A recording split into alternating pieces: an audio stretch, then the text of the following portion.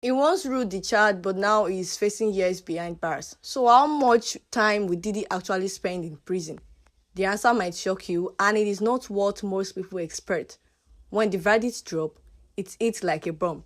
Didi, once hip-hop royalty, was convicted on two serious federal charges tied on the Mann Act, a century-old law that is now back in headlines for all the wrong reasons.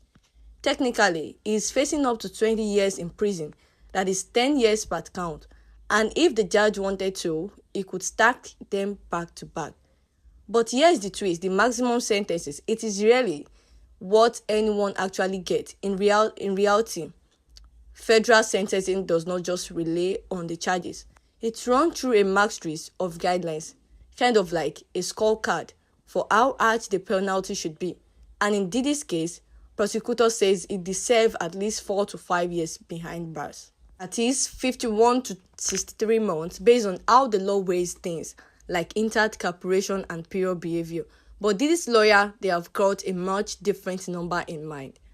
They are pushing just 21 to 27 months, barely over 2 years, and they are banking on the argument that this was not part of some violent criminal empire, just a series of bad decisions by someone surrounded by enablers.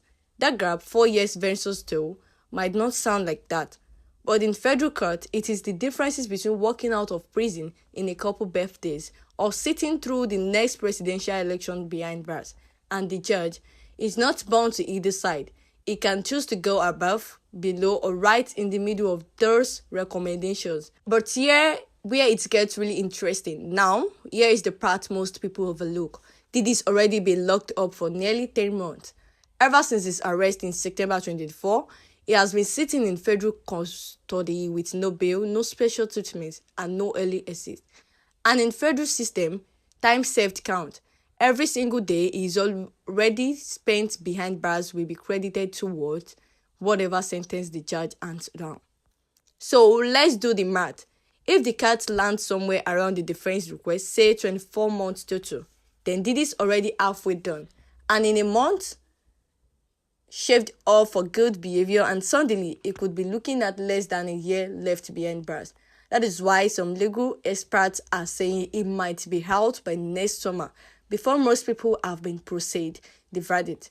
But let's assume that means he's getting off easy, because what happened next and how he spent that remaining time depends on more than just the sentencing guidelines. It hinges on how his team spin the narrative and what the prosecutors still has left to say.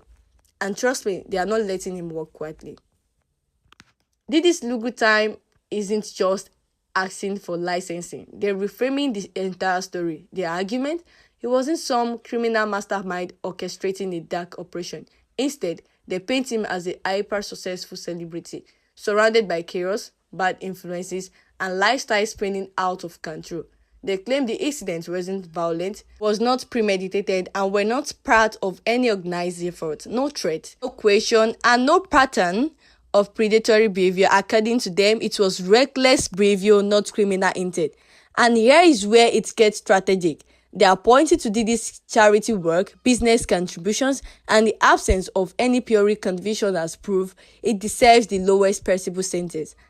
Ideally, sometimes that reflects the time he's already served. They are also leaning into how quickly he accepted responsibility, argue that he did not drag out the case or try to manipulate the system. That kind of cooperation can shave months, even years of a federal sentence. But behind the scenes, inside, I say the goal is even bolder than what they are trying to convince the judge that any more time bars would be excessive. That the damage to the reputation, career, and the personal life has already served as its own form of his punishment.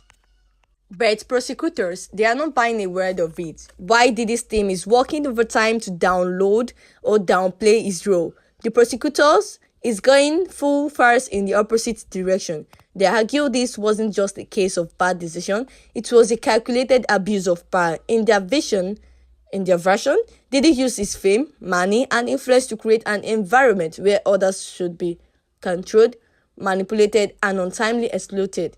They say this wasn't an accident, it was a system, one that thrived behind closed doors, where laws remasked predatory behavior and where people around him were too afraid or too dependent to speak out.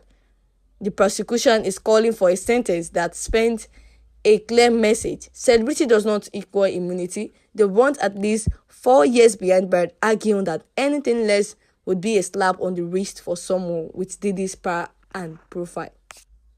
And here is the kicker, they are just trying to punish him. In federal court, the kind of narrative can carry serious weight, but even with both sides pushing their stories at the final decision lies with one person and is not bound to either version because the judge, he has been quietly reviewing everything and what he decides could shock everyone. All eyes are now on Judge Aaron Subramanian, and from the insiders are saying he's not making the decision lightly.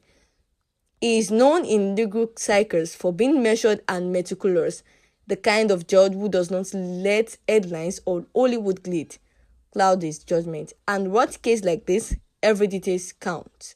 He reportedly been pouring out a stack of victim impact statements, legal brief, and background report, not just what happened, but who is Didi when the cameras are off. That includes his philanthropy, businesses, ventures, and decades-long influence in music and entertainment, but also his behavior behind bars.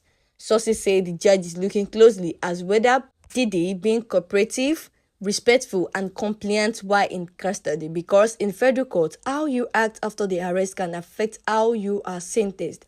Right now, the prediction among legal analysts is the judge may split the difference, a sentence that is no longer than what the defense wants, but shorter than that, prosecutors are pushing for. Something in the range of 30 to 40 months, that is 2.5 to just over 3 years, with credit for time already served.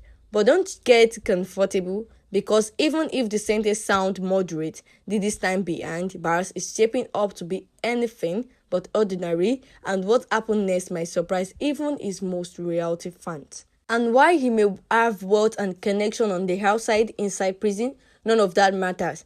Power shifts fast, and reputation means nothing if you are seen as vulnerable or worse privileged.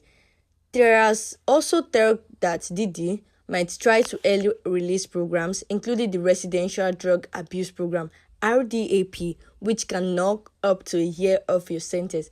But getting it competitive, it needed to admit to specific programs he hasn't publicized acknowledged.